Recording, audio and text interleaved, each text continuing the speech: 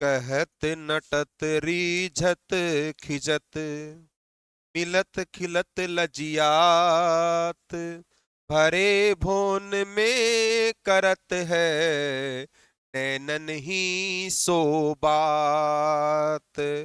साथियों, आज का प्रश्न है, निम्नलिखित में से भाषा की लघुतम मौखिक इकाई कौन सी है? आपको क्या बताना है? भाषा की लघुतम मौखिक इकाई के बारे में बताना है। पहला जो ऑप्शन है वो आपका ध्वनि, दूसरा वर्ण, तीसरा शब्द और चौथा आपका वाक्य। तो सबसे पहले हम बात कर लेते हैं साथियों कि जो भाषा है उसकी इकाई के बारे में जब आपसे प्रश्न पूछते हैं तो आपको किन किन बातों का ध्यान रखना है। साथियों, भाषा जो शब्द है वो किससे बना है? संस्कृत के भास धातु से बना है। और भास का मतलब होता है जानना या प्रकट करना। जैसे मैं कुछ बोल रहा हूं, आप मेरे विचारों को जानते हो, और आप जो कुछ कहते हो आपके विचारों को मैं जानता हूं या समझता हूं, उस माध्यम को कहते हैं आपका भाषा। भाषा है विचारों की अभिव्यक्ति का माध्यम होती है। व्यक्ति एक दूसरे के विचारों को जानता है, समझता है, उसे कहते हैं आपका भाषा। साथियों, भाषा है उसके मूलतः दो स्वरूप होते हैं। एक तो होता है मौखिक स्वरूप और दूसरा होता है आपका लिखित स्वरूप। मौखिक शब्द है वो मुख में इक प्रत्यय लगाने से मौखिक बनता है, और लिखित जो होता है वो लिख धातु में इक प्रत्यय लगाने से बनता है। मैं अपने विचारों को बोल भी रहा हूं तो वो मौखिक भाषा है, और बोलने के साथ साथ लिख रहा हूं तो वो आपका लिखित भाषा है। साथियों, सामान्यतः भाषा के दो स्वरूप माने गए हैं, मौखिक और लिखित। तीसरा जो स्वरूप होता है वो होता है आपका सांकेतिक भाषा। साथियों, सांकेतिक भाषा है, इसका सबसे अच्छा जो उदाहरण है वो किसने दिया था? आपका बिहारी ने दिया था। बिहारी ने एक दोहा लिखा था, कहत नटत रीझत खिजत, मिलत खिलत लजियात, भरे भोन में करत है, नैनन ही सो बात।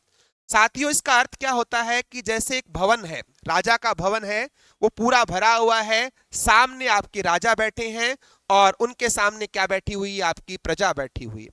अब राजा के जो होल है इसके अंदर दो गेट हैं, एक आपका इधर दरवाजा है और एक आपका इधर है।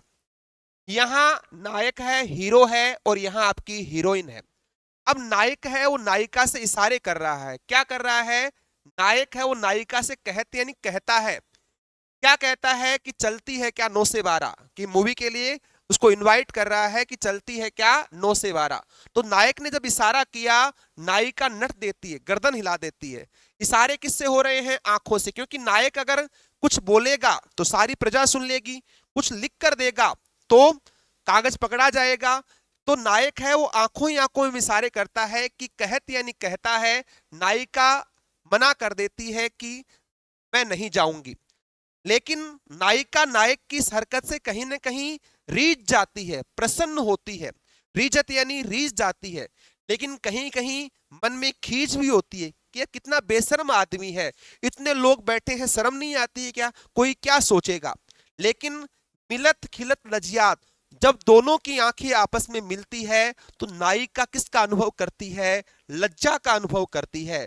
भरे भोन में करत है, पूरा दरबार भरा हुआ है, सामने प्रजा बैठी है, राजा बैठे हैं, नायक और नायिका दोनों आंखों ही आंखों में इशारों से बातें कर लेते हैं, और लास्ट में नायिका है वो एग्री हो जाती है। नायिका इधर से आते हैं और नायक इधर से आता है, और दोनों क्या करते हैं? 9 से 12 मूवी देखने के लिए चले जाते हैं। यहां विचारों की अभिव्यक्ति है, न तो मौखिक हुई न आपकी लिखित हुई। जैसे हम रोड पे चलते हैं तो जो सिग्नल होते हैं, लाल, हरा, पीला, लाल को देखकर रुकते हैं, पीले को देख के रेडी होते हैं, हरे को देख के चलते हैं, तो वो भी आपकी सांकेतिक भाषा है। एक बच्चा है, वो कक्षा के अंदर शैतानी करता है और अध्यापक उसे आंख दिखाता है, बच्चा समझ जाता है कि अध्यापक मुझसे कह रहा है, और बच्चा शैतानी करना बंद कर देता है। वो कौन सी भाषा है? आपकी सांकेतिक भाषा। तो दोस्तों, जो मौखिक भाषा है इसी को क्या कहा जाता है? आपका मूल भाषा। प्रश्न आया था कि भाषा का मूल स्वरूप क्या है, तो मौखिक भाषा को ही मूल भाषा कहा जाता है। मौखिक भाषा को ही प्राथमिक भाषा कहते हैं, और मौखिक भाषा जो होती है उसका कोई प्रमाण नहीं होता, इसलिए इसे अप्रमाणिक भाषा कहते हैं। ये जो भाषा है वो अस्थायी होती है, अमानक होती है, इसके अंदर ध्वनियों का केवल उच्चारण होता है, उच्चारित भाषा कहते हैं। और ये जो भाषा का स्वरूप है वो आपका अलिखित होता है। साथियों, अगर प्रश्न आ जाए कि भाषा की सबसे छोटी इकाई, उनके साथ ऐसा आ जाए मौखिक भाषा की सबसे छोटी इकाई, मूल भाषा की सबसे छोटी इकाई, प्राथमिक भाषा की सबसे छोटी इकाई, अमानक, अप्रमाणिक, उच्चारित और अलिखित भाषा की सबसे छोटी इकाई, ऐसी कंडीशन में जो आपका आंसर होगा वो क्या रहेगा? ध्वनि। जब भाषा की सबसे छोटी इकाई इसके साथ इनमें से कोई शब्द आपका ऐड कर दिया जाए, मौखिक, मूल, प्राथमिक, अस्थायी, अमानक, उच्चारित, अलिखित, इनके साथ जो उत्तर होगा वो आपका ध्वनि होगा। अगर प्रश्न ऐसा आ जाए लिखित भाषा की सबसे छोटी इकाई, जो लिखा हुआ रूप होता है दोस्तों वो स्थायी होता है, वो मानक होता है, प्रामाणिक होता है, क्योंकि लिखे हुए को आप चैलेंज कर सकते हो, वो आपके लिए स्थायी होता है। तो प्रश्न आ जाए लिखित भाषा की, मानक भाषा की, प्रामाणिक भाषा की सबसे छोटी इकाई जो होती है तो वो कौन सी होती है? आपकी वर्ण। प्रश्न अलग अलग है, उत्तर अलग अलग होगा। प्रश्न में ऐसा आ जाए मौखिक, मूल, प्राथमिक, अस्थायी, अप्रमाणिक, अमानक, उच्चारित और अलिखित भाषा की सबसे छोटी इकाई, तब तो उत्तर होगा आपका ध्वनि। प्रश्न आ गया लिखित भाषा, स्थायी भाषा, मानक और प्रामाणिक भाषा की सबसे छोटी इकाई, तो आपका आंसर क्या रहेगा? आपका वर्ण रहेगा। साथियों, अगर इसी प्रश्न को ऐसे पूछ लिया जाए, डायरेक्टली ऐसा आ गया, न तो आपको मौखिक दिया न लिखित, सीधा आ गया भाषा की सबसे छोटी इकाई, तो इसका उत्तर आपको क्या मानना पड़ेगा? वर्ण मानना पड़ेगा, क्योंकि एक बोली होती है, एक आपकी भाषा होती है। बोली का क्राइटेरिया सीमित होता है और जब बोली विस्तार को प्राप्त करती है तो वो भाषा बन जाती है। तो क्योंकि भाषा है उसका जो मानक स्वरूप होता है वो आपका लिखित होता है, तो आपका राइट आंसर क्या रहेगा? वर्ण रहेगा। साथियों, अगर वर्ण ऑप्शन में नहीं आए तब आप सेकंड प्रायोरिटी किसको दे सकते हो? ध्वनि को दे सकते हो। पहली प्रायोरिटी आपकी वर्ण रहेगी और वर्ण नहीं आए तो फिर क्या बन जाएगा? आपका ध्वनि। और अगर ध्वनि भी ऑप्शन में नहीं आए तो फिर आपका उत्तर क्या बन सकता है? स्वर्णिम बन सकता है। तो ध्यान रखना, भाषा की सबसे छोटी इकाई, इसके लिए फर्स्ट प्रायोरिटी रहेगी आपका वर्ण, सेकंड रहेगा आपका ध्वनि, तीसरा रहेगा आपका स्वर्णिम।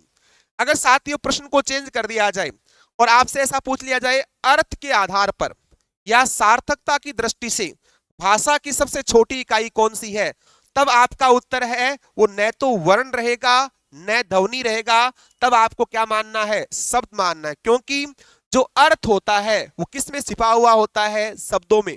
वर्ण जो है वो आपका अर्थ नहीं देते। जैसे मैंने ए कहा, ए का कोई अर्थ नहीं है। मैंने कहा ई, सर ई से इमली होता है, वो अर्थ नहीं है। कैसे कबूतर, तो कैसे खरगोश, वो उसका अर्थ नहीं है।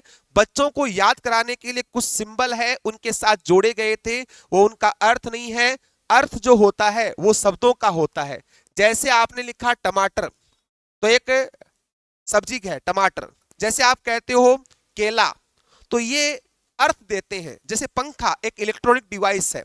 जैसे मोबाइल, कैमरा, शब्द है वो क्या देते हैं? आपका अर्थ देते हैं। तो अर्थ के आधार पर भाषा की सबसे छोटी जो इकाई है वो क्या होगा? आपका शब्द। अगर मान लो इसी प्रश्न को आपसे ऐसा पूछ लिया जाए पूर्णता की दृष्टि से, अभिव्यक्ति के आधार पर या व्याकरणिक आधार पर भाषा की सबसे छोटी इकाई क्या होती है? प्रश्न ध्यान से सुनना। पूर्णता की दृष्टि से, अभिव्यक्ति के आधार पर या व्याकरणिक दृष्टिकोण के आधार पर भाषा की जो सबसे छोटी इकाई होती है, ऐसी कंडीशन में आपका उत्तर क्या होगा? वाक्य माना जाएगा। साथ ही वाक्य कैसे होगा? शब्द है वो अर्थ दे सकता है, लेकिन शब्दों के अर्थ में क्या नहीं होती है? आपकी पूर्णता नहीं होती। साथियों, मैंने एक शब्द लिखा कमल। अब कमल अर्थ तो दे रहा है, लेकिन कमल के अर्थ से मेरे विचार आपके सामने क्या नहीं हुए? प्रस्तुत नहीं हुए। कमल क्या है? कमल लड़का भी हो सकता है, कमल फूल भी हो सकता है। अगर मैंने लिखा कमल शब्द है वो अपने अर्थ है, उसकी अभिव्यक्ति पूर्ण नहीं कर पाता। अभिव्यक्ति कब होगी? जब मैंने लिखा कमल खिल रहा है, तब कमल किसका बोध करा रहा है? फूल का बोध करा रहा है। जैसे कमल खेल रहा है तो कमल किसी लड़के का बोध करा रहा है। तो वाक्य लिखोगे तो ही उसमें क्या आएगी? आपकी पूर्णता आएगी। तो पूर्णता की दृष्टि से अभिव्यक्ति के आधार पर भाषा की सबसे छोटी जो इकाई है वो क्या होती है? आपकी वाक्य मानी जाती है। साथियों, प्रश्न क्या था आपका कि निम्नलिखित में से भाषा की सबसे छोटी, क्या पूछा गया था यहाँ पे? मौखिक पूछा गया था। मौखिक का मतलब क्या होता है? जब मैंने आपके सामने ए बोला तो ए अपने आप में क्या है? ध्वनि है। जब आप बोलते हो वो ध्वनि है, और उस ध्वनि को आपने लिख दिया तो वर्ण बन गया। आपने ए बोला, कै बोला, वो ध्वनि है, ध्वनि को लिखा, वो क्या बन गया? आपका वर्ण बन गया। और आपने वर्णों से क्या बनाया? आपका शब्द बनाया। वर्णों को जब जोड़ोगे तो क्या बन जाएगा? आपका शब्द। और शब्दों से क्या बनेगा? आपका वाक्य। वाक्य से बड़े बड़े गद्यांश और पद्यांश बना सकते हैं, बड़े बड़े अवतरणों की रचना कर सकते हैं। और ऐसी रचनाएं जहां गद्य और पद्य दोनों एक साथ होते हैं, उन काव्य को क्या कहा जाता है? आपका चंपू काव्य कहा जाता है। साथियों, वर्ण और अक्षर दोनों क्या होते हैं? आपके एक ही होते हैं। किताबों में जो अक्षर की डेफिनेशन है वो गलत आती है कि ऐसी ध्वनि जिसका उच्चारण एक ही झटके से किया जाता है उन्हें अक्षर कहते हैं। वहां आम, काम, नाम इस प्रकार से दे रखा था। अक्षर का मतलब होता है ए प्लस अक्षर।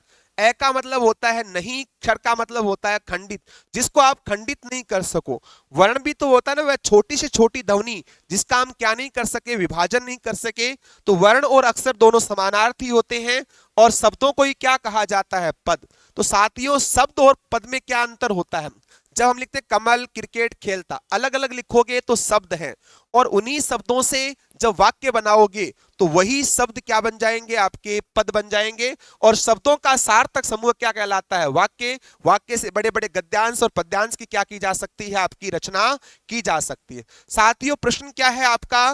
प्रश्न यह था कि मौखिक इकाई कौन सी है? मौखिक जो होती है वो ध्वनि होती है।